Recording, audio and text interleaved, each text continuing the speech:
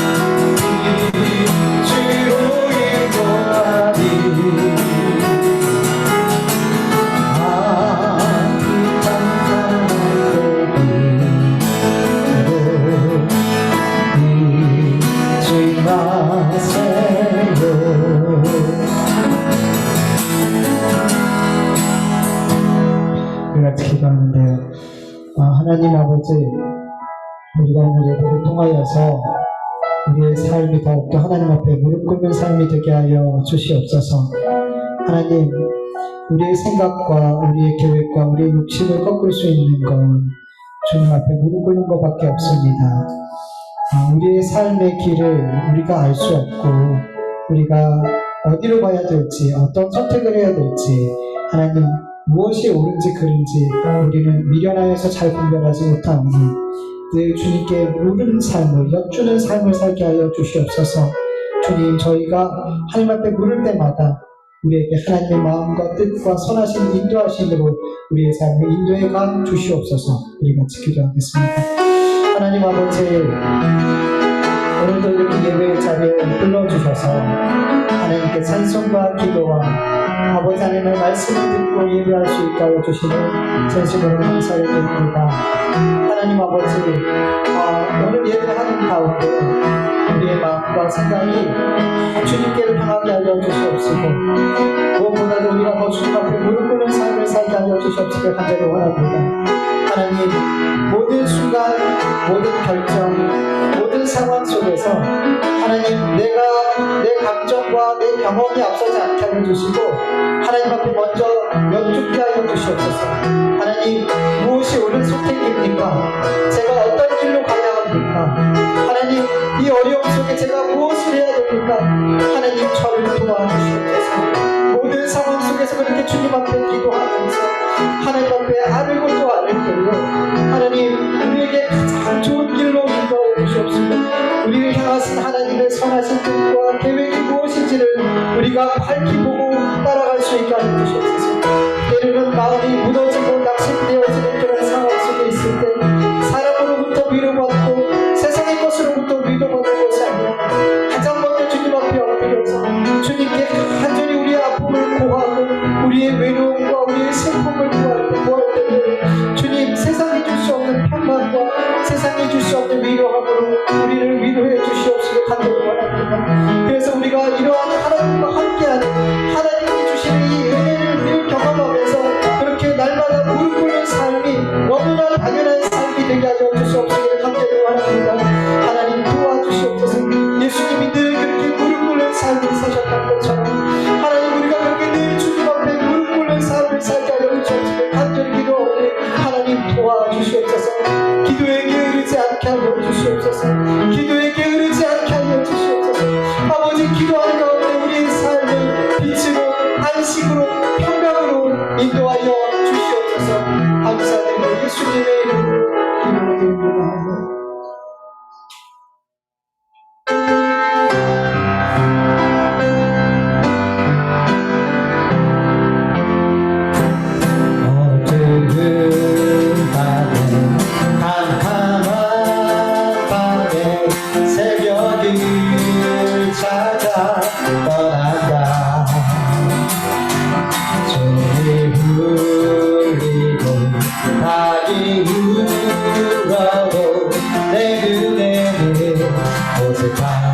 어두운 밤에 캄캄한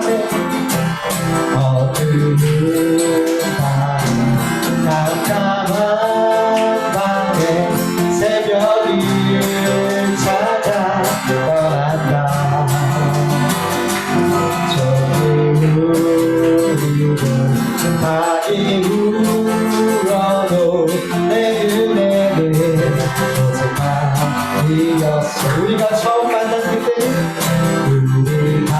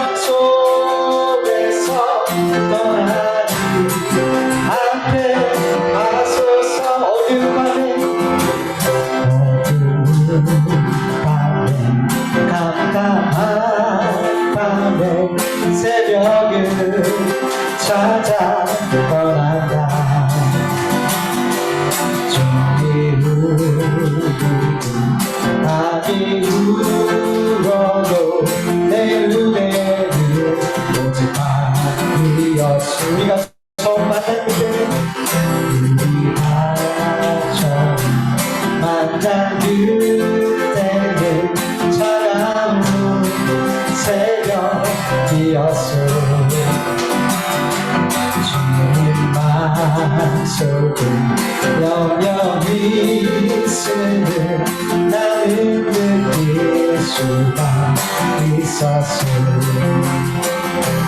오 주여 당신께 감사합니다. 주로와 내게 주신 듯 나에게 영원한 사랑 속에서 떠나지 않게 하소서. 오 주여 당신께 감사합니다. 오 주여 당신께 감사합니다.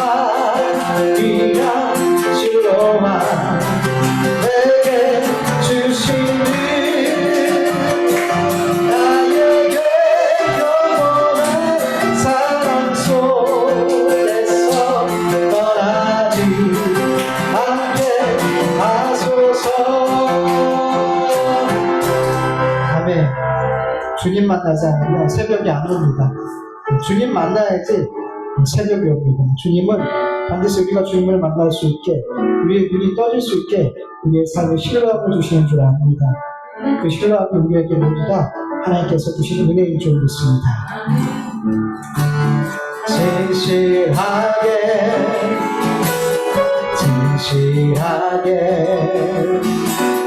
거룩하게 살게 하소서. 진실하게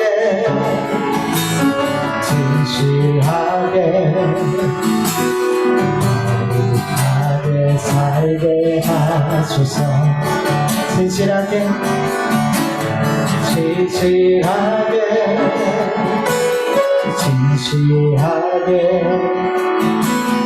거룩하게 살게 하소서. 진실하게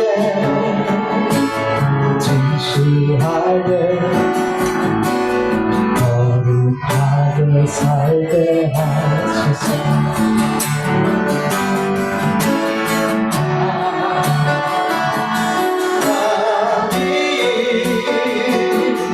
나의 마음 만져주소서.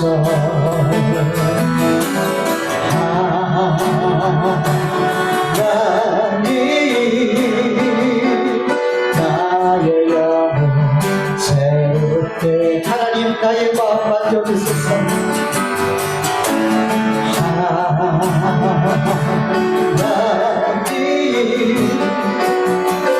나의 마음 만져주소서.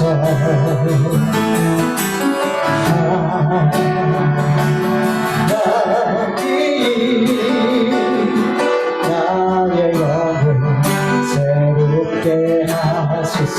진실하게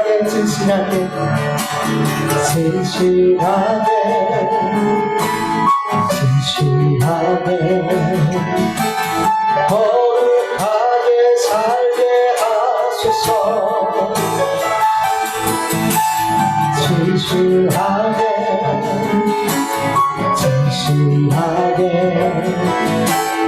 거룩하게 살게 하소서. 하나님 나의 기도 들어주소서.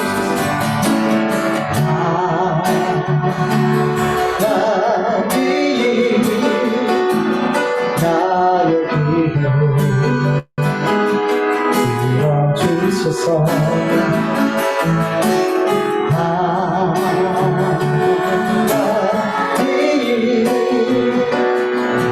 주의 하나님 나의 기도 들어주소서.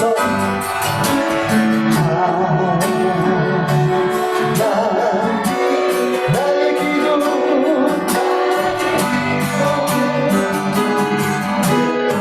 주소서.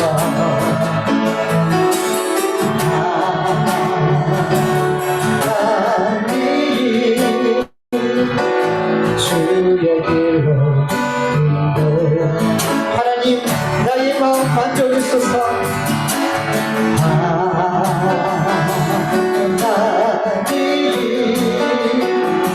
나의 마음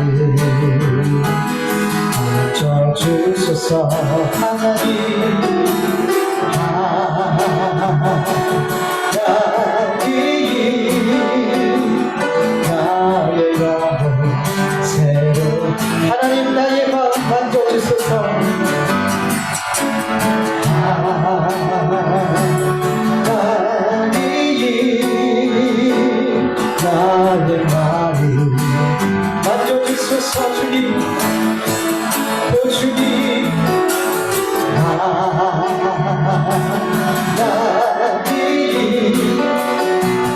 나의 영혼 새롭게 하소서. 우리 이 시간 기도하는데요. 주님, 우리의 눈을 밝혀 주시옵소서. 우리가 이 세상의 눈으로 모든 걸 보지 않게 하여 주시옵소서. 주님이 원하시는, 기뻐하시는 것을 보게 하여 주시옵소서. 정말 주님이 무엇을 원하시는지를 보게 하여 주셔서 정말 이 땅에서 이 세대를 본받지 않고 거룩하게, 신실하게, 진실하게 하나님을 섬기는 삶을 살게 하여 주시옵소서. 그렇게 하나님을 섬기는 우리와 우리 교회와 이 땅의 교회가 되어줄 수 있도록 하나님 은혜를 베풀어 주시옵소서. 우리 같이 기도하겠습니다. 하나님 아버지 감사합니다. 우리 각 사람에게 신뢰함을 허락하여 주셔서 주님을 보게 하여 주시옵소서. 이 세상의 눈뜬자, 이 세상의 것을 밝히고는 자가 아니라 영의 눈이 떠져서 이 세상에 대해서는 눈이 감겨지고 영적인 것을 보게 하여 주시옵소서. 내가 원하는 것을 보았던, 내가 원하는 것만 보고 싶었던 삶에서 하나님이 무엇을 기뻐하시는지, 하나님이 원하는 무엇인지를 보게 하는 삶으로 변화시켜 주시옵소서. 그래서 내 육신이 즐거워하고 내 육신이 뜻하는 그 삶이 아니라 하나님이 원하시는 삶, 정말 하나님이 기뻐하시는 삶, 이 땅에서 거룩하고 구별된 삶을 주님 살아가게 하여 주시옵소서. 나의 매일의 삶 속에서 정말로 어떻게 하는 것이 하나님 앞에 거룩되고 진실되고 신실한 삶인지를 매일매일 치열하게 고민하며 신뢰하며 살게 하여 주시옵소서.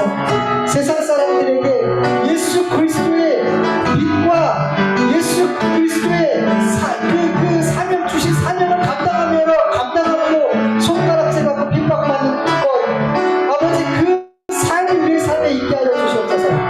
내가 잘못함으로, 내가 엉망으로 살면서 손가락질 받는 그런 삶 말고 정말로 주님 앞에 신실하고 거짓됨 없는 진실한 삶을 살아감으로 말미암아 이 세상과 구별된 삶을 살아감으로 말미암아 아버지 그러한 주님을 위한 고난과 핍박이 있는 삶이 되게 하여 주옵소서. 아버지 그런데 우리의 삶에 너무나 우리의 잘못된 삶과 잘못된 아버지 하나님 악한 성품과 그 잘못된 삶으로 인해 손가락질 받고 예수님의 이름이 사람들 앞에 모욕을 당하는 것을 보게 됩니다. 주여 용서하여 주시옵소서. 주여 용서하여 주시옵소서.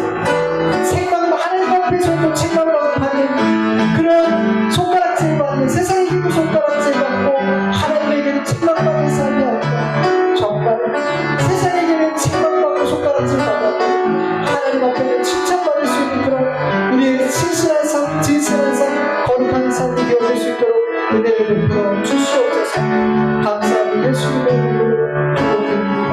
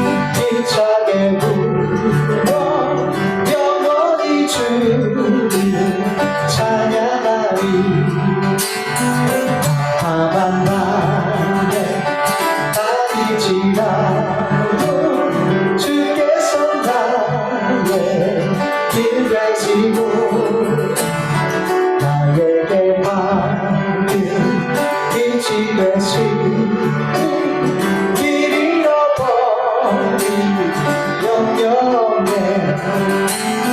하늘의 영광 하늘의 영광 나의 맘속에 차고도 넘쳐 할렐루야 힘차게 불러 영원히 주를 찬양하리 분명한 그빛 마음에 받아 찬란한 천국 바라보고 할렐루야 힘차게 불러 날마다 빛에 걸어가리 하늘의 영광 하늘의 영광 나의 맘속에 차고도 넘쳐 할렐루야 힘차게 불러 영원히 주를 우리 1절 다시 한번 찬양합니다. 세상을 넘어 천국에 가도 이 가운데로 걸어가면 주께서 항상 지키시기로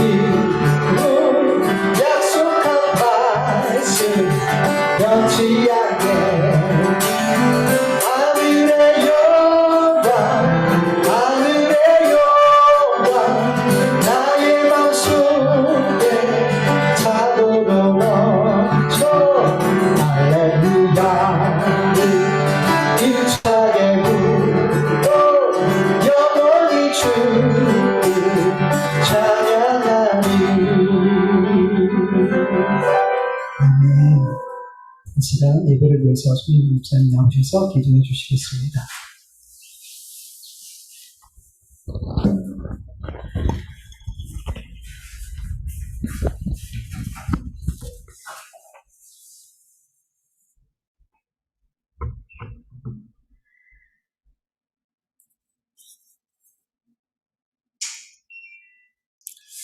주님, 이 거룩한 주일에 정말 저희를 예배자로 부르심을 감사합니다. 우리가 전심으로 예배드릴 수 있기를 원합니다. 성령님 충만히 임재하여 주셔서 오로지 주님의 영광만 드러나는 귀한 시간 되어지게 하여 주시옵소서. 주님, 우리를 사랑하여 주셔서 정말 말씀으로 주님이 하나님의 아들로 인간의 몸을 입고 우리에게 영원한 생명을 주시기 위해 이 땅에 오셨음을 알게 하시고 또 믿어지게 하시니 감사합니다. 주님, 그러나 우리가 주님을 안다고 하는 것이 또 믿는다고 하는 것의 그 분량이 얼마나 보잘것없는지 고백합니다. 주님, 우리가 세상의 유익을 위해 애쓰고 수고함처럼 주님의 나라를 사랑하고 주님의 뜻을 이루기에 주님의 음성을 듣기에 더 열심을 내고 힘쓸 수 있게 인도하여 주시옵소서. 우리의 연약한 믿음이 더하여져서 정말 주님의 장성한 분량에 이를 수 있도록 인도하여 주시옵소서. 주님, 지난 한 주간의 삶을 돌아봅니다. 주님의 말씀을 의지하고 주님의 뜻에 순종하기를 원한다고 하였지만 주님, 어떤 선택을 맞닥뜨릴 때마다 정말 주님의 뜻보다는 내 생각, 내 판단이 앞섰음을 고백합니다. 주님, 우리의 형통을 위하여서 또 정말 주님을 이용한 적은 없었는지 돌아봅니다. 주님, 우리의 크고 작은 허물들을 용서하여 주시옵시고 우리가 정말 말씀으로 새롭게 재건되어질 수 있게 인도하여 주시옵소서. 주님, 또 오늘 목사님을 통해서 주신 말씀을 기대합니다. 말씀 속에 우리의 죄성이 드러날 수 있게 인도하여 주시고 우리의 병든 부분이 치유되어지고 회복되어질 수 있게 인도하여 주시옵소서. 정말 요한과 같이 우리가 누구이고 무엇을 위해 이 땅에 존재하는지를 분명히 알게 하여 주시옵소서. 주님의 길을 예비하고 준비된 자로 살아갈 수 있게 인도하여 주시옵소서. 주님, 이 자리에 참석하지 못한 성도들 있습니다. 그들이 어디에 있던지 이 시간 그 마음 중심이 주님께 붙잡혀져 있을 수 있도록 인도하여 주시옵소서. 주님, 이 주명교회 정말 작은 공동체지만 한 사람 한 사람이 복음으로 강건하게 세워질 수 있게 인도하여 주셔서 주님, 주님의 나라를 확장시켜지는 데에 큰 일꾼들이 다 되어질 수 있도록 축복하여 주시옵소서. 주님께서 그렇게 인도하시고 만들어 가실 것을 믿으며 감사하며 예수님의 이름으로 기도드렸습니다. 아멘.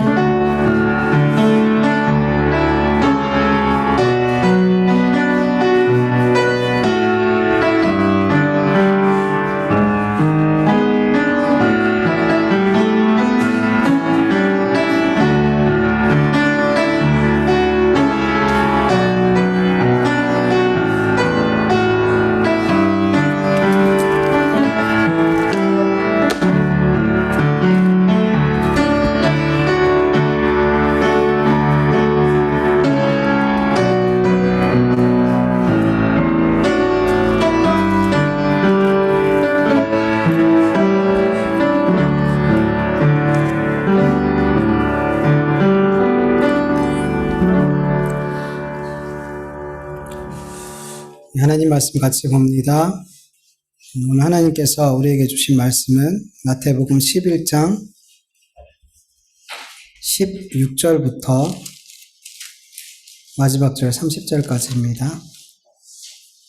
마태복음 11장 16절부터 30절까지 교독합니다. 제가 먼저 읽습니다. 이 세대를 무엇으로 비유할까? 비유하건대 아이들이 장터에 앉아 제 동물을 불러 이르기를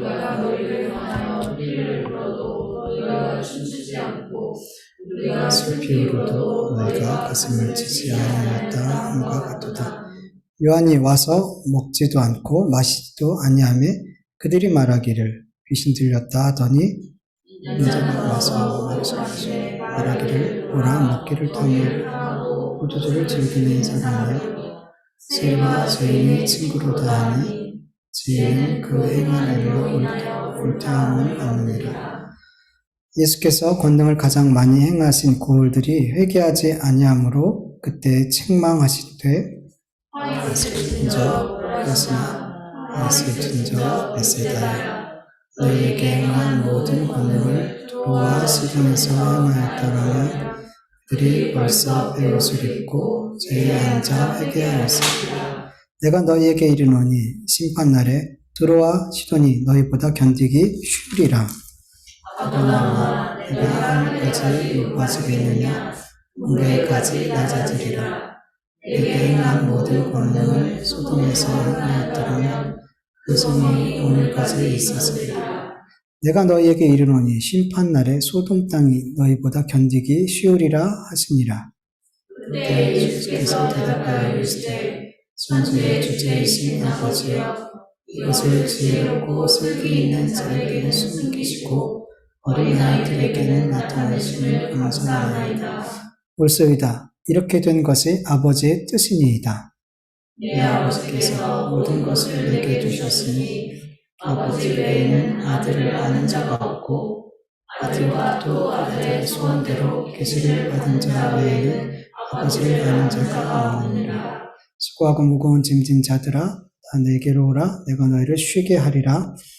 나는 마음이 온유하고 겸손하니 나의 멍에를 메고 내게 배우라. 그러면 너희 마음이 쉼을 얻으리니. 같이 읽습니다.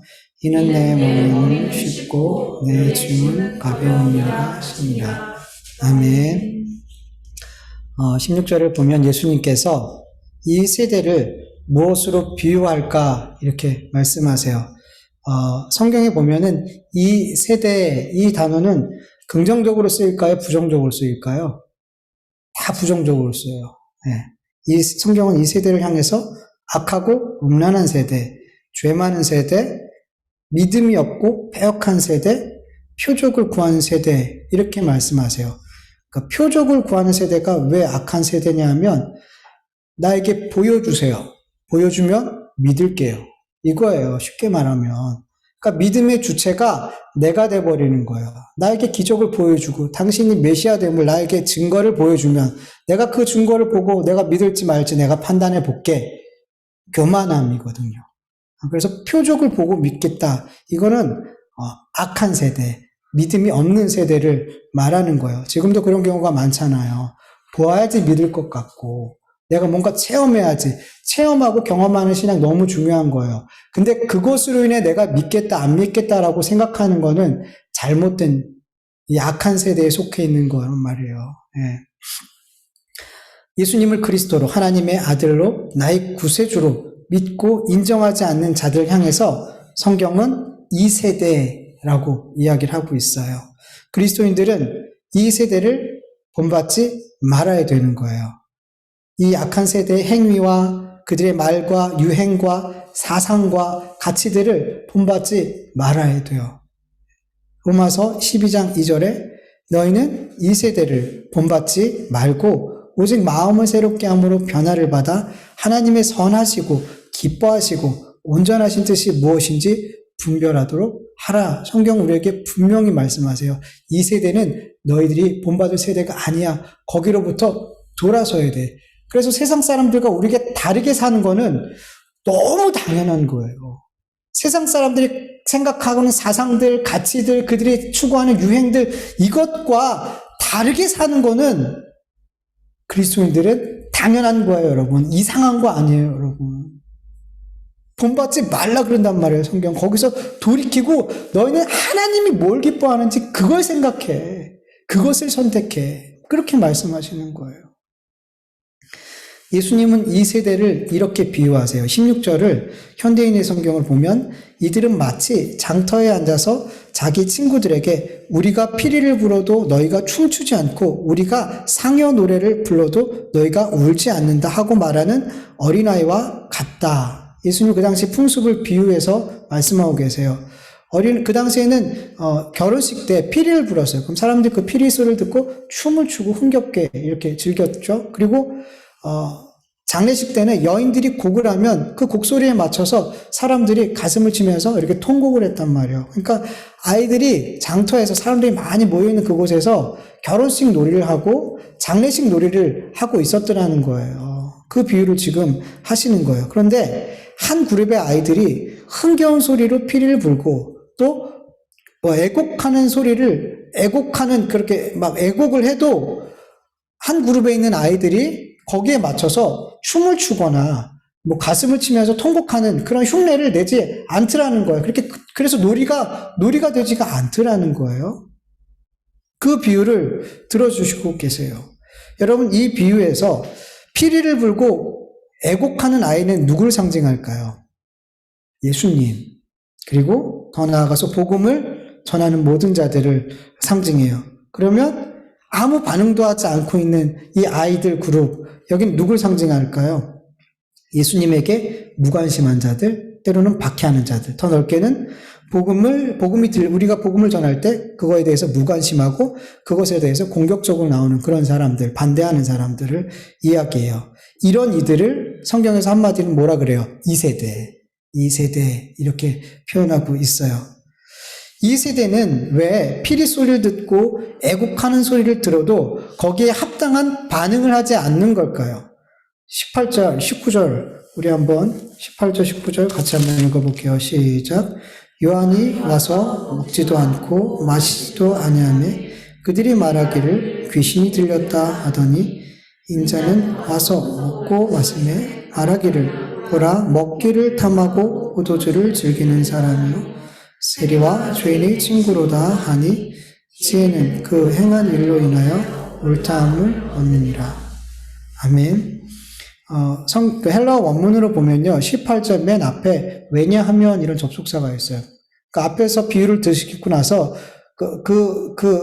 왜 이들이 이렇게 반응하지 않았는지 아니? 그러면서 그 이유에 대해서 왜냐하면 하면서 설명해 주고 있어요. 18절, 19절을 통해서.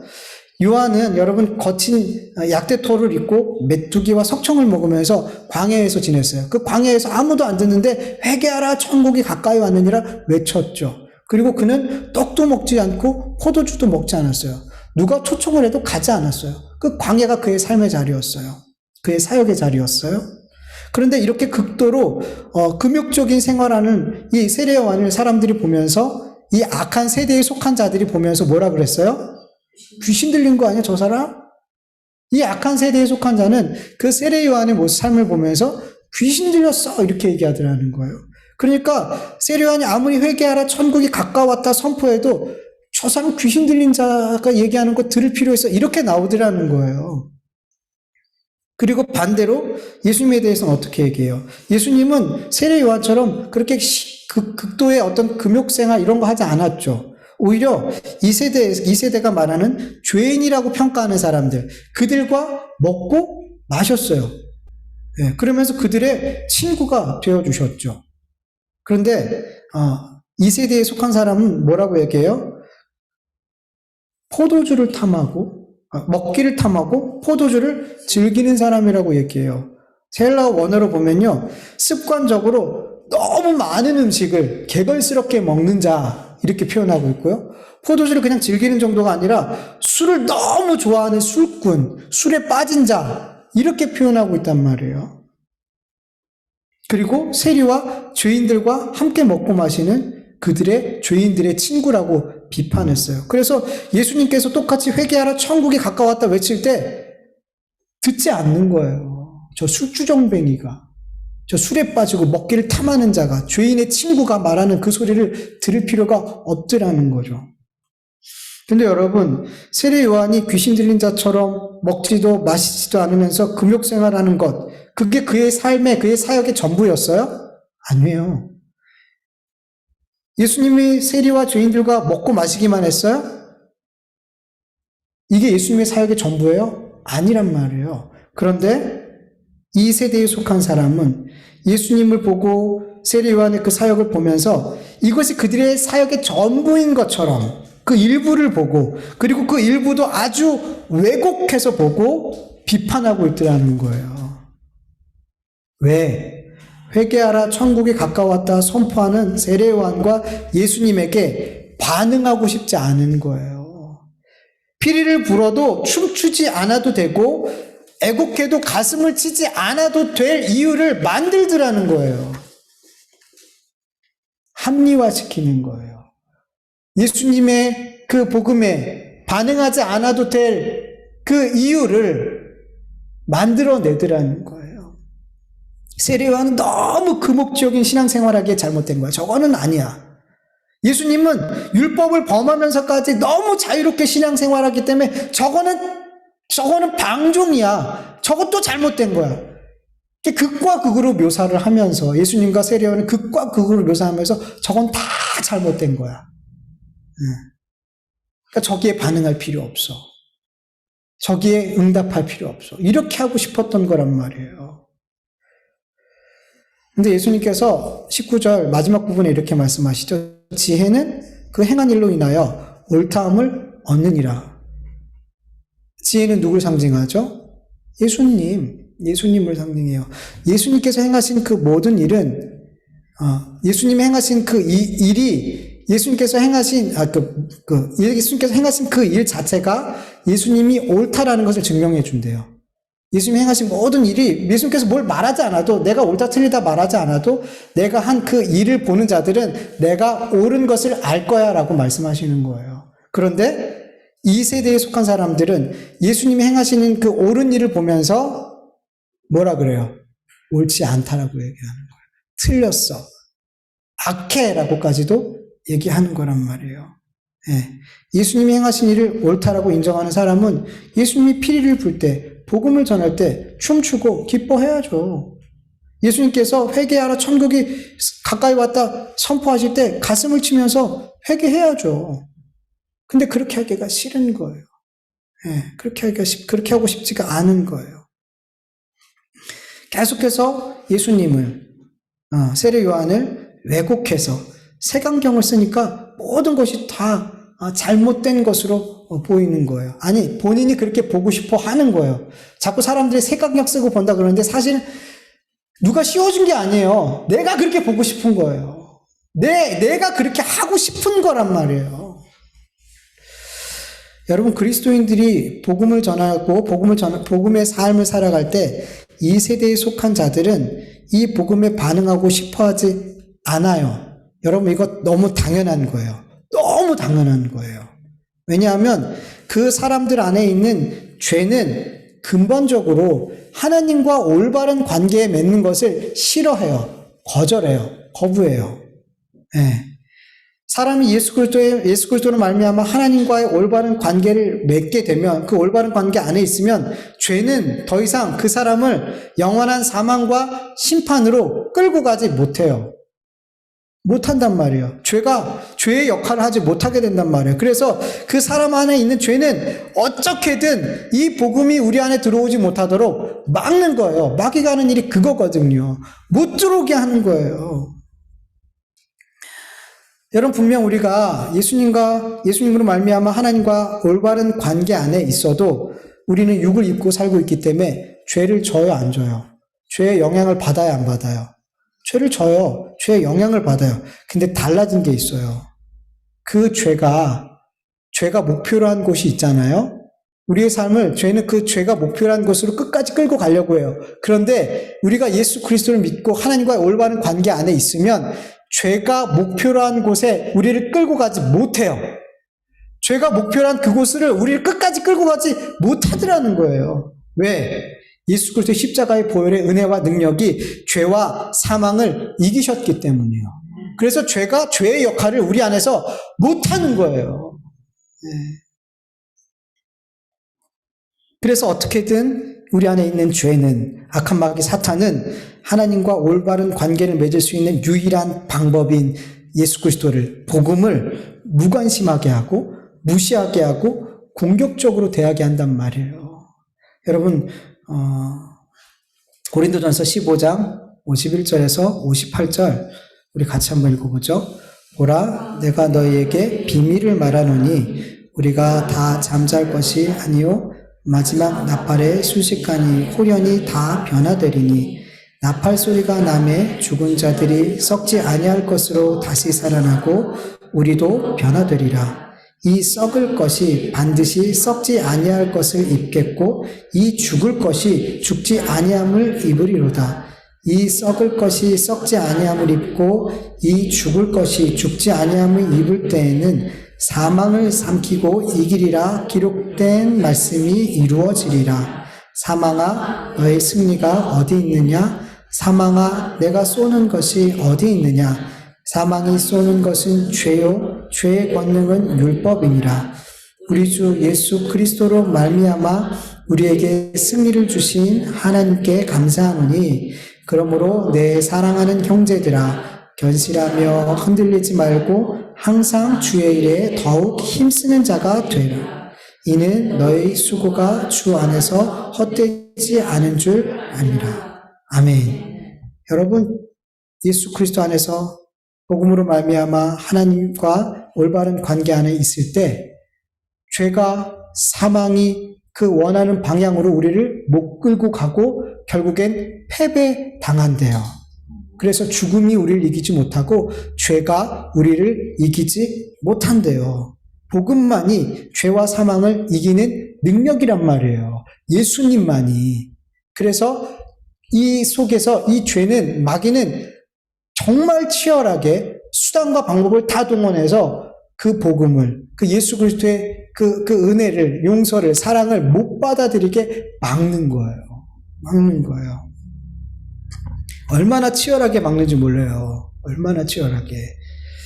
이 세상에 속한 자들은 자신이 복음을 무시하고 때로는 공격하는 것을 합리화하기 위해서 우리 그리스도인의 삶 전체가 아닌 어떤 한 부분을 가지고, 그것도 왜곡해서 부정적으로 말하고 옳지 않다 말하고 공격을 하게 돼요. 이렇게 말하고 싶은 거예요. 내가 그래서 기독교라고 말하는 거야. 내가 그래서 교회 가지 않는 거야. 내가 그래서 예수쟁이들을 싫어하는 거야. 어떤 방법을, 우리 속에 있는 죄는 어떻게든 그렇게 우리 그리스도인의 삶을, 복음의 삶을 격화시키고 왜곡해서 결국에는 내가 예수님을 안 믿는 이유에 대해서 어떤 근거를, 어떤 자기 합리화를 하려고 하더라는 거예요. 네. 여러분, 복음을 전하는 삶을 살고 누군가에게 복음을 전할 때 그 사람들이 복음 전하는 우리를 무시하고 비판하고 냉대하고 이럴 때 마음의 분노를 우리 안에 나도 모르게 분노가 일어날 때가 있고 화가 날 때가 있어요. 복음을 전하면서 그런 일이 때문에 되게 억울할 때도 있고 마음이 상할 때도 있어요. 그런 경험들을 해보게 돼요. 근데 여러분, 이건 분명히 영적인 문제예요. 그 사람이 나를 거절하고 그 사람이 나를 공격하고 그 사람이 나를 미워하는 게 아니라 그 속에 있는 죄가 뭘 받아들이기 싫은 거예요. 예수 그리스도를, 복음을 받아들이기 싫은 거예요. 그래서 이거는 영적으로 봐야지 육적으로 보면은 상처가 돼요. 그래서 내가 그 사람에게 복음을 전하고 그 사람을 그렇게 복음으로 섬길 때 그 사람이 전혀 다른 반응으로 나를 공격하고 나를 힘들게 할 때 이걸 영적으로 보지 않으면 어떤 마음이 들어요? 그 사람을 향해서 미운 마음이 들어요. 그리고 그 사람을 향해서 공격하는 마음이 들기도 하고 때로는 그래 그렇게 살다가 지옥 가 이런 저주하는 마음이 내 안에 들어온단 말이에요. 뭘로 보면? 육적으로 보면 아니란 말이에요. 그 속에 있는 죄가 그렇게 복음을 거절하는 거예요. 그렇게 예수 그리스도를 거절하는 거예요. 그렇게 볼 때 우리는 그 사람을 미워하는 마음으로 보는 게 아니라 어떤 마음으로 보게 되는 거예요? 불쌍히 여기는 거예요. 나도 저랬는데. 나도 저렇게 완곡하게 복음을 거절했는데. 그러면서 불쌍히 여기고 주님 나를 구원하시는 것 쳐서 저 사람도 만나서 주님 만나게 해주세요. 구원받게 해주세요. 기도하게 되는 거예요. 여러분 이런 일이 있을 때 영적인 일로 우린 받아들여야 돼요. 그래야지 이 일을 우리가 이런 어려움들을 결국에 하나님이 기뻐하시는 모습으로 끝까지 끌고 갈 수 있는 거예요. 포기하지 않을 수 있는 거예요. 네. 여러분 예수님께서 행하신 일을 계속 보면서도 예수님이 옳다는 것을 끝까지 인정하지 않는 자들은 그리고 우리 그리스도인들이 전하는 그 복음을 계속해서 거절하고 끝까지 인정하지 않고 무시하는 사람들은 어떻게 될까요? 20절에서 24절까지 말씀을 보면은 예수님께서 행하신 권능을 가장 많이 경험한 고라신, 벳세다, 가버나움 다 갈릴리 지역에 있는 고읍들이에요. 그 고읍들이 회개하지 않았어요. 그래서 예수님께서 그들을 책망하시고 또 저주를 선포하시는 말씀이 나와요. 고라신과 벳세다와 가버나움은 가장 많은 유대인 그 예루살렘보다 예수님이 가장 많은 시간을 보낸 곳이었기 때문에 가장 많은 기적을 행했단 말이에요. 많은 귀신을 쫓고 병든 자를 고치고 복음을 전하고 가장 열심을 내셔서 복음을 전하셨던 장소였어요. 그럼에도 불구하고 그들은 예수님이 복음이라는 피리를 불 때 춤추지 않고 예수님이 회개하라 천국이 가까웠다 선포할 때 자기의 죄를 회개하면서 가슴 치지 않았어요. 예수님이 행하신 그 옳은 일을 보고 옳다 인정하지 않았어요. 21절, 23절을 보면 예수님께서 고라신과 벳세다와 가버나움에 저주를 선포하시는 이유가 나와요. 화 있을진저 고라시나 화 있을진저 벳세다야 너희에게 행한 모든 권능을 두로와 시돈에서 행하였더라면 그들이 벌써 베옷을 입고 죄에 앉아서 회개하였으리라. 가버나움아 내가 하늘까지 높아지겠느냐 음부까지 낮아지리라. 내가 행한 모든 권능을 소돔에서 행하였더라면 그 성이 오늘까지 있으리라. 하나님께서 이방 나라인 두로와 시돔과 소돔 사람들과 그리고 갈릴리 지방에 살고 있는 유대인들을 비교하면서 하나님의 백성이라고 불리는 자들이 이방인들보다 더 교만하다고, 더 완악하다라고 예수님께서 말씀하고 계세요.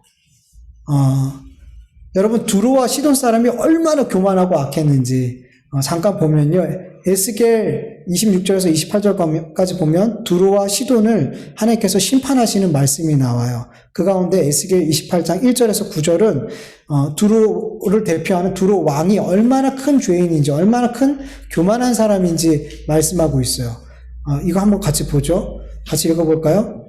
또 여호와의 말씀이 내게 임하여 이르시되 인자야 너는 두로 왕에게 이르기를 주 여호와께서 이같이 말씀하시되 내 마음이 교만하여 말하기를 나는 신이라 내가 하늘의 자리 곧 바다 가운데 앉아 있다 하도다. 내 마음이 하나님 너는 사람이요 신이 아니거늘 내가 다니엘보다 지혜로워서 은밀한 것을 깨닫지 못할 것이 없다 하고 내 지혜와 총명으로 재물을 얻었으며 금과 은을 곳간에 저축하였으며 내 큰 지혜와 내 무역으로 재물을 더하고 그 재물로 말미암아 내 마음이 교만하였도다. 그러므로 주 여호와께서 이같이 말씀하셨느니라.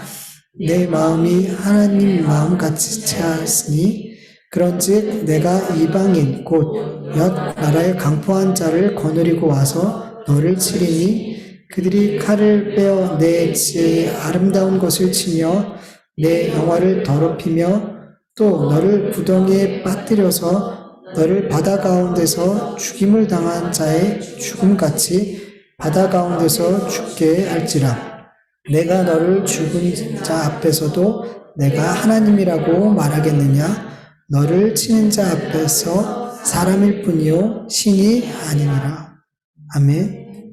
이렇게 두로 왕을 그리고 두로를 그리고 시돈을 하나님께서 심판하셨어요. 두로 왕은 자기가 신이라고 해서 내가 하나님이야.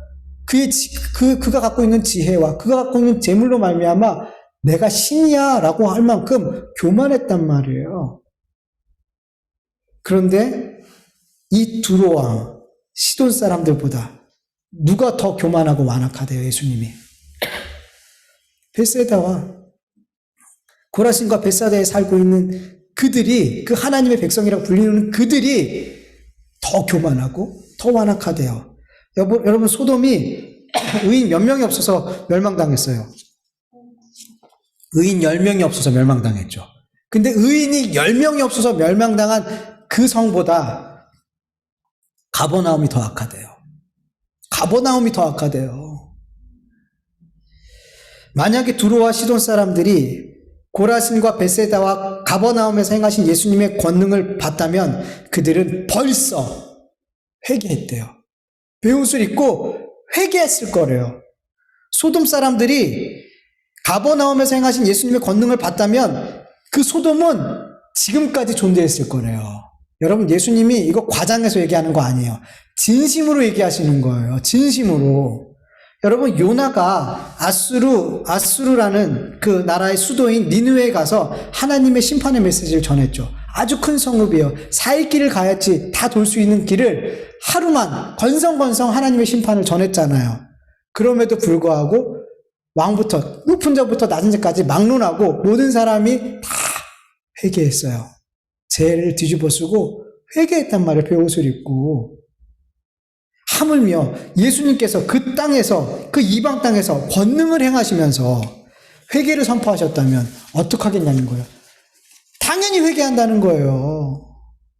그런데 하나님의 백성이라고 불리는 사람이, 하나님을 믿는다고 하는 자들이 하나님이 보내신 예수님의 행하신 그 모든 일, 그 참된 일을 보면서 회개하지 않았어요. 예수님이 행하신 일을 보며 옳다 인정하지 않았단 말이에요. 그들은 이방 사람, 두로와 시돈과 소돔 사람, 그리고 니느웨 사람보다도 더 교만하고 마음이 완악한 거라고 성경은 말씀하고 있어요. 예. 그래서 하나님의 심판이 임할 때 두로와 시돈보다 하나님 심판이 임할 때 두로와 시돈이 너희보다 견디기 쉽고 소돔 땅이 너희보다 견디기 쉽다라고 말씀하고 계세요. 이 말씀은 하나님의 심판의 강도가 다르다는 거 아니에요. 소돔은 이만큼 세면 너희들은 더 잘못했으니까 더 크게 심판할 거야. 이게 아니에요. 예. 뭐 지옥에도 아랫목이 있고 윗목이 있고 이런 거 아니란 말이에요. 심판은 심판이에요. 근데 무슨 말이에요? 반드시 심판하겠다는 거예요. 반드시 심판하겠다라는 거예요. 예. 심판하고야 말겠다라는 의지란 말이에요. 하나님의. 이렇게 하나님께서 행하신 일을 끝까지 보고도 예수님께서 행하신 일을 보고 예수님을 옳다 하지 않고 복음에 반응하지 않으면 이 심판을 피할 길이 없어요. 예. 여러분, 우리는 교회에서 악한 자들이 교회 밖에 있다라고 생각해요. 교만한 자들이 교회 밖에 있다라고 생각해요. 근데 성경은 뭐라 그러세요? 정말 악하고 정말 교만한 자는 이방이 아니라 교회 밖에 아니라 어디 있대요? 교회 안에 있대요, 여러분. 여러분 두려워하셔야 돼요. 이런 메시지를 볼 때마다 나는 악인이라고 안 생각하지 않아요. 나는 의롭다고 생각해요. 나는 괜찮다고 생각해요. 나는 구원받았다고 생각해요. 다 누가? 교회 안에 있는 사람이. 근데요, 성경은 이 안에 있는 자들이 교회 밖에 있는 그들보다 더 완악하고 하늘까지 높이 올라갈 만큼 교만하다고 말씀하고 계신단 말이에요. 그렇잖아요.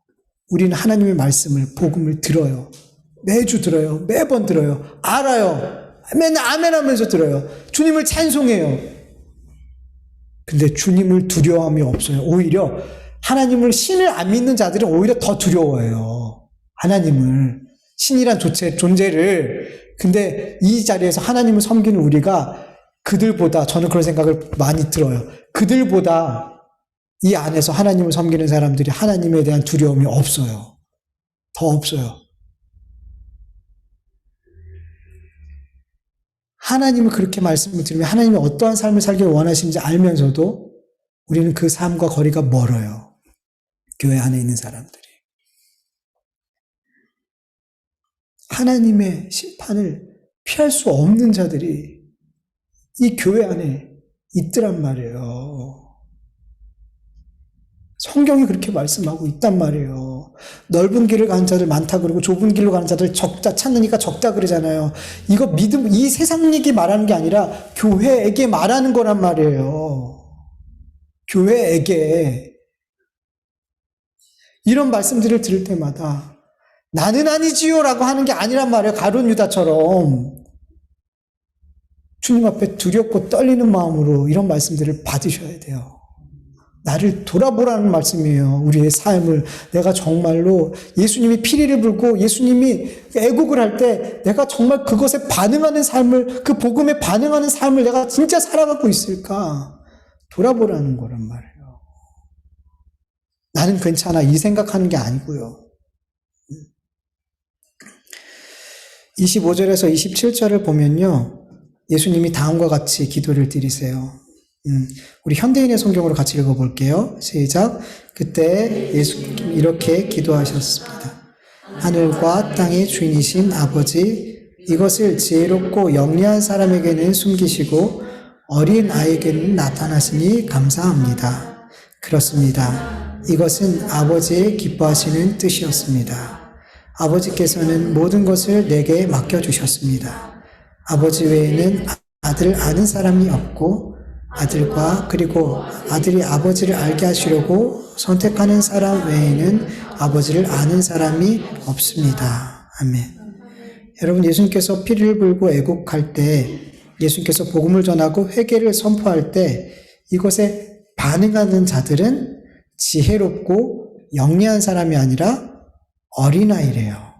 어린아이 같은 자들이 반응을 한대요. 예.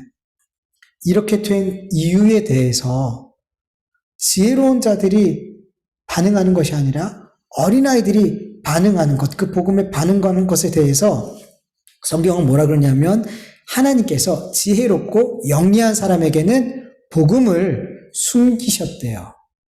숨기셨대요. 네. 여러분, 이 말씀은 하나님께서 지혜롭고 영리한 자들이 복음을 들을 때 그들이 잘못 알아듣고 복음을 왜곡해서 듣게 한 것이 아니라는 거예요. 그렇게 한 것이 아니라, 여러분, 그들 안에 죄가 복음을 들었을 때, 복음에 대해서 반응하지 않고 복음을 무시하고 때로는 복음을 공격할 때 그 죄에 대해서 하나님이 간섭하지 않으셨다는 거예요. 간섭하지 않으셨다는 거예요. 그냥 그 죄가 하는 대로 내버려 두셨어요. 세상의 지혜로 하나님의 지혜이신 예수 그리스도와 복음을 막 판단하고 비판하고 할 때 그대로 그냥 내버려 두셨더라는 거예요. 로마서 1장 28절 세 번역으로 보면요, 사람이 하나님을 인정하기 싫어하므로 하나님께서 사람들의 타락한 마음 자리에 내버려 두셔서 해서는 안 될 일을 하도록 두셨습니다. 로마서 1장 24절, 하나님께서는 사람의 마음의 정욕대로 하도록 더러움에 그대로 내버려 두셨다, 이렇게 말씀하고 있어요. 그러니까 하나님께서 그 타락한 마음, 그 죄된 마음을 그대로 그냥 내버려 두시니까 그 사람들은 그 타락한 마음대로, 그 죄된 마음대로 그 악을 행하면서 살더라는 거예요. 여러분, 우리 죄인은 복음이 우리한테 마음밭에 떨어졌을 때 그 복음을 마귀는 다 주워 먹어요. 복음이 우리 마음밭에 들어왔을 때 새가 다 주워 먹는다 그러잖아요. 열매 못 맺게. 우리 안에 복음이 올 때 그 마귀는, 죄는 씨앗이, 복음의 씨앗이 싹트지 못하고 열매 맺지 못하게 다 주워 먹는단 말이에요. 여러 가지 방법으로. 하나님이 간섭하셔야지 그 복음의 씨가 열매를 맺을 수 있어요. 하나님이 간섭하셔야 돼요. 우리 안에 복음이 들어왔을 때 그 복음이 어린아이라고 뭔가 다른 게 아니에요. 이게 지혜로운 자와 어린아이 차이가 뭐냐면 하나님께서 복음을 들었을 때 죄가 그것을 밀어내고 공격하려 할 때 그것에 대해서 간섭하느냐 간섭하지 않느냐가 그게 기준이란 말이에요. 우린 다 세상의 지혜를 가지고 복음을 판단하는 자라니까요. 우리는 뭔가 다른 게 아니에요. 우린 여전히 세상의 지혜를 갖고 그게 옳은 거라고 생각하는 사람이야. 우리는 다. 그런데 하나님께서 어떤 이들에게는 간섭하시더라는 거예요. 똑같이 복음의 씨앗이 뿌려지는데 어떤 데는 새가 쪼아먹도록, 죄가 다 그 복음을 쪼아먹도록 내버려 두시고, 어떤 이들에게는 그 새를 쫓아버리시더라는 거예요. 간섭하면서 그 새를 쫓아서 그 복음의 씨앗을 못 먹게 하더라는 거예요. 먹게 내버려 두는 자를 세상의 지혜를 갖고 사는 사람이라고 그러고, 그걸 쫓아준 그 사람들을 하나님 뭐라 그래요? 어린아이라고 얘기하는 거예요. 우리에게서 지혜로운 자, 어린아이자가 판결나는 게 아니라 성령님이 간섭에 따라서 그렇게 나눠지는 거예요. 예. 어린아이 같은 자는 예수님께서 피리를 불고 애곡할 때 거기에 반응을 해요. 왜요? 여전히 복음이 우리 안에 들려졌을 때 죄는, 마귀는, 우리 안에 있는 그 악한 것들은 그 복음을 거절하려고 그래요. 밀어내요. 공격해요. 그런데 성령님이 그 죄와 간섭하시더라는 거예요. 우리의 그 죄된 마음에 간섭하시더라는 거예요. 그 복음을 밀어내지 못하도록 하더라는 거예요. 성령님께서. 성령께서 어린 아이와 같이 그 복음을 받아들이는 마음을 주시더라는 거예요. 밀어내지 않고. 어린아이는 그렇잖아요. 뭔가를 가르쳐주면 그게 다 그건 줄 알아요. 부모가 뭘 얘기하면 그게 다 옳은 건 줄 알아요. 부모가 그에겐 전부니까. 그런 것처럼 그렇게 어린아이처럼 하나님 복음이 떨어졌을 때 그게 다 옳은 걸로 알고 받아들이는 거예요. 누구로 말미암아? 성령님으로 말미암아. 성령께서 우리 안에 있는 그 죄에 간섭하시고 우리 안에 예수 그리스도를 믿는 믿음을 선물로 가지고 오셔서 그렇게 예수 그리스도의 복음 앞에 반응하도록 하시는 거죠. 네. 26절에 보면 이렇게 된 것이 아버지의 뜻이라 그래요. 지혜로운 자에게는 감추시고 어린아이 같은 자에게 이 복음을 나타내는 것이 누구의 뜻? 아버지의 뜻. 원어로 보면요. 그냥 뜻이 아니에요. 아버지의 선한 뜻. 아버지가 기뻐하시는 뜻. 아버지가 좋아하시는 좋은 뜻. 아버지의 좋은 뜻. 이렇게 표현하고 있단 말이에요. 에베소서 1장 5절 그리고 9절에서 11절 현대인의 성경으로 같이 볼게요. 시작. 하나님은 예수 그리스도를 통하여 그분의 기뻐하시는 뜻을 따라 우리를 자기의 자녀로 예정하셨습니다. 그리고 하나님은 자기의 기뻐하시는 뜻대로 그리스도 안에서 미리 계획하신 비밀을 우리에게 알려주셨는데 그것은 때가 되면 하늘과 땅에 있는 모든 것이 그리스도 안에서 하나가 되도록 하는 것입니다. 그리스도 안에서 모든 것을 자기의 뜻대로 이루시는 하나님의 계획을 따라 예정대로 우리가 그분의 백성이 되었습니다. 아멘. 성경은 너무 분명하게 말씀하고 계세요.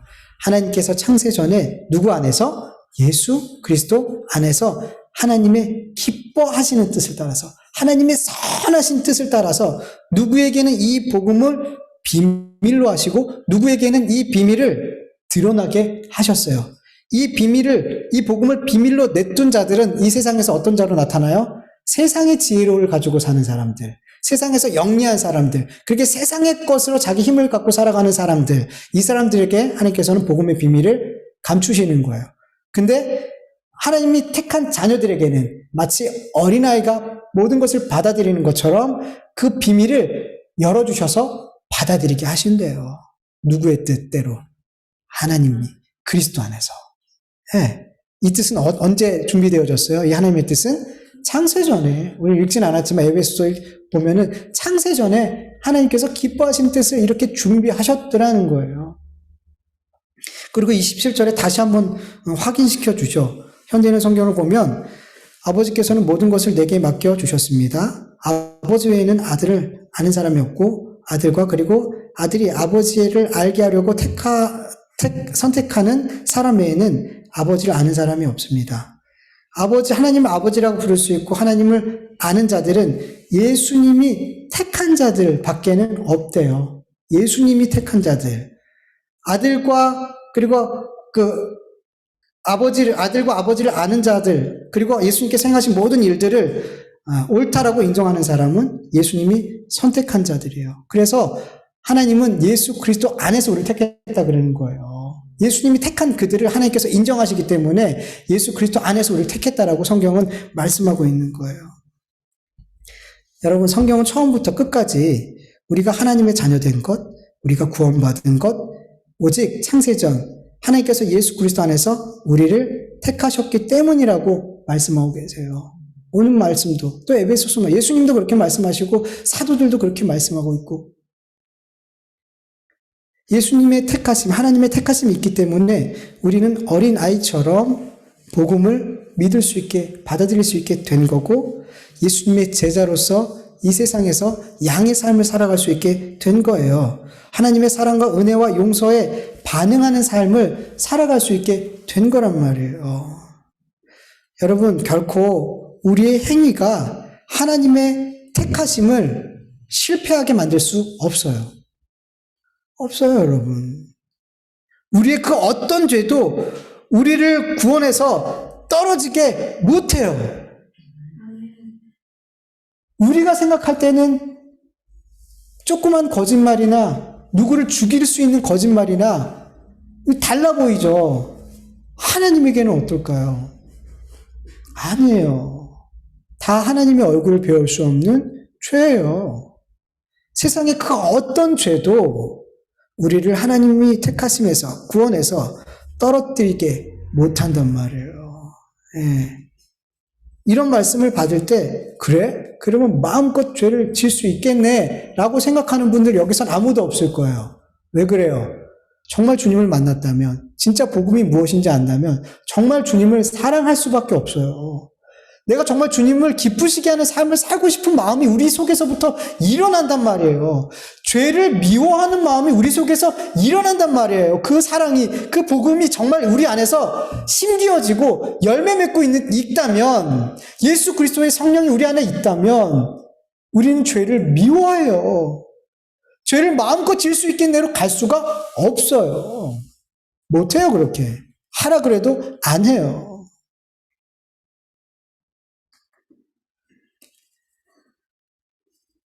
죄는 지을 수 있죠.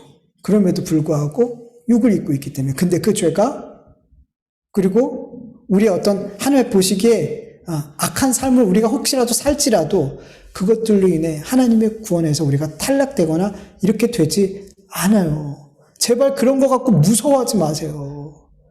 우리 예준이의 차이가 종종 그래요. 잘못한 일 있으면 가끔씩 저한테 예배 시간에 구원에 대해서 물어봐요. 왠지 끝까지 이렇게 얘기해보면 몸을 잘못했어. 그러니까 아이들은 두려운 거야. 내가 아직도 이제 복음이 예수님을 믿고 하나님을 믿고 천국을 믿지만 계속 배워가고 알아가야 되는 단계에 있기 때문에 뭔가 죄를 지면 하나님이 싫어하는 거라면 하나님이 나를 싫어할 거라고 생각하고, 그리고 더 나아가서 구원에서도 내가 천국에 못 갈 것 같이도 생각을 하더라는 거예요. 아이들이. 그러니까 자라가는 과정이니까. 그러니까 그렇게 죄는, 마귀는 우리 안에서 그렇게 하나님의 택하심과 하나님의 그 은혜를 나에 의해서 뭔가 좌지우지 될 수 있다라고 자꾸 어렸을 때부터 그런 마음들을 준단 말이에요. 그래서 다시 설명해주고, 그러니까 배워가는 거예요. 알아가는 거예요. 그리고 그 아이들이 그 말씀을 들을 때 어떻게 해요? 휴, 살았다. 이런 표정이에요. 그게 뭐예요? 은혜를 알아가는 거예요. 아, 하나님의 은혜가 내 죄보다 크구나. 이것으로 인해서 하나님의 택하심과 하나님의 사랑이 나와 이렇게 끊어지거나 이러지 않게 되는구나. 아이들이 알아가고 그 은혜를 알아가는 거예요. 근데 어떤 분들이 이렇게 가르쳐요. 그래, 임마. 그렇게 하면 하나님한테 혼나지. 너 그렇게 해봐, 너. 하나님한테 더 혼나. 막 그러면서 협박하고. 우리는 그렇게 자라가는 게 아니에요. 무서운 하나님, 두려운 하나님, 잘못하면 나는 하나님 나라에 못 가. 이런 두렵게 하나님을 신앙하는 다른 종교들이 믿는 그런 신앙으로 하나님께 신앙하는 게 아니란 말이에요. 우리는 협박당하면서 신앙생활하는 거 아니란 말이에요. 감사하면서 하나님을 정말 마음과 뜻과 힘을 다해서 사랑하면서 하나님을 섬기는 거지. 협박당하면서 신앙생활하는 교회가 있다면 당장 나오셔야 돼요, 정말.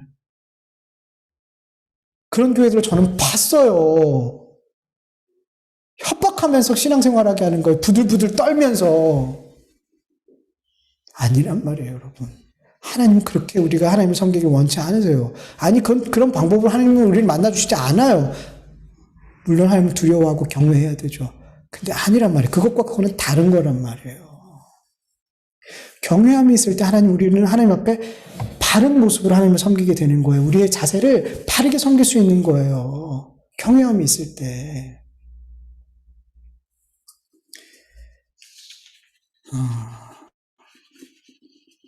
여러분, 언제나 하나님의 말씀을 우리가 계속 배워가고 알아가면서 믿어가면서 우리가 정말 하나님의 은혜를 더 깊이 알고 하나님을 더욱 사랑해가면서 하나님을 정말 기쁘게 섬겼으면 좋겠어요.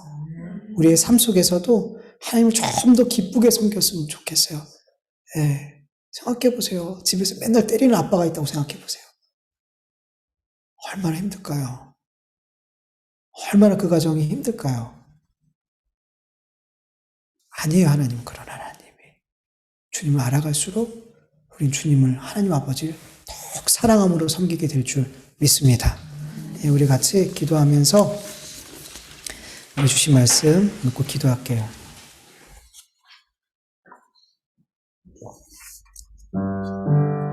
하나님 아버지 감사합니다.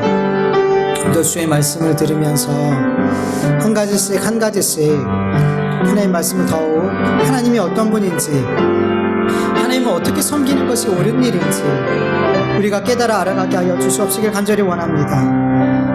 무엇보다도 이 신앙의 주인이 내가 아닌 나의 선택과 나의 결정으로 되어지는 것 같지만 이 모든 것 가운데서 역사하시는 주님이 계심을 우리 보게 하여 주시옵소서. 아니, 창세전에 하나님의 선하신 뜻 가운데 우리의 삶이 놓여져 있다는 것을 우리가 알게 하여 주시옵소서.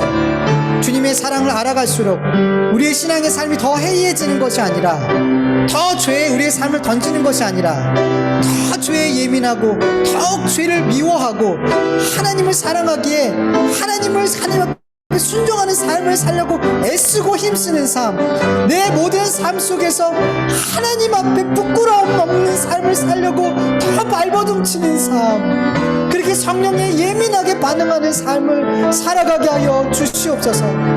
하나님, 우리의 모든 하나님 앞에 기특하고 칭찬받은 모든 행위조차도 우리는 이것조차도 하나님의 은혜임을 고백하게 하여 주시옵소서. 주님의 은혜가 아니면, 성령님이 은혜 주시지 않으면 우리가 이렇게 복음을 받아들일 수 없습니다. 주님을 위해서 일할 수 없습니다. 이것을 내 의로 삼고 이것을 내 자랑으로밖에 삼을 수 없는 우리 죄인임을 하나님 고백합니다. 모든 것이 주님의 은혜임을 다 고백할 수 있는, 온전히 다 하나님의 은혜임을 고백하게 하여 주시옵시고, 그리고 하나님 앞에 섰을 때 하나님께서 잘했다 충성된 종아, 다 우리가 한 것처럼 하나님께서 그렇게 칭찬하시고 우리를 안아주실 줄 믿습니다. 하나님, 우리가 정말 더욱더 주의 말씀을 바르게 알고 깨달아 갈수록 하나님 앞에 기쁜 신앙생활 할 수 있게 도와주시옵시고, 고난 속에서도 찬송할 수 있게 하여 주시옵소서.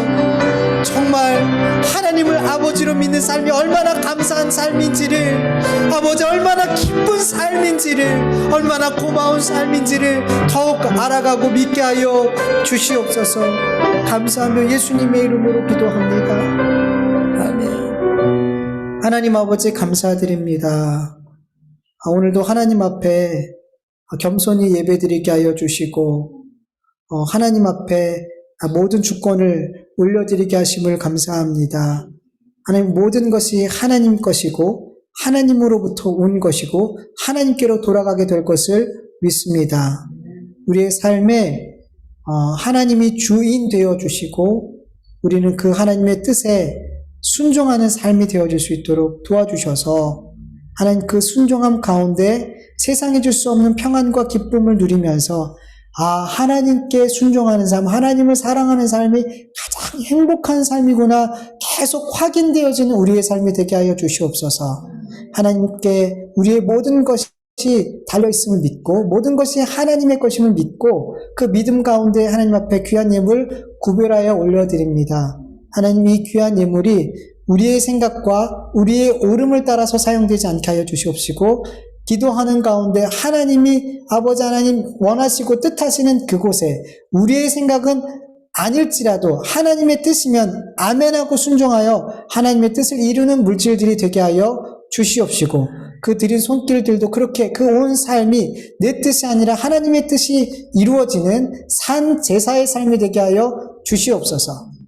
이제는 우리 주 예수 그리스도의 은혜와 하나님의 다하심이 없는 사랑하심과 성령님의 인도하심과 교통하심과 충만하심이 어린 아이처럼 예수님이 행하신 모든 일을 다 옳다라고 믿고, 예수님께서 피리를 불고 나팔을 불고 또 애곡을 할 때 그곳에 다 반응하는 삶을 살게 하실 그 예수님께 찬송과 감사와 영광을 올려드리기를 원하는 삶을 살기 원하는 하나님의 자녀들 머리 위에, 그 가정과 그 교회 위에 이제로부터 영원토록 함께할지어다. 아멘.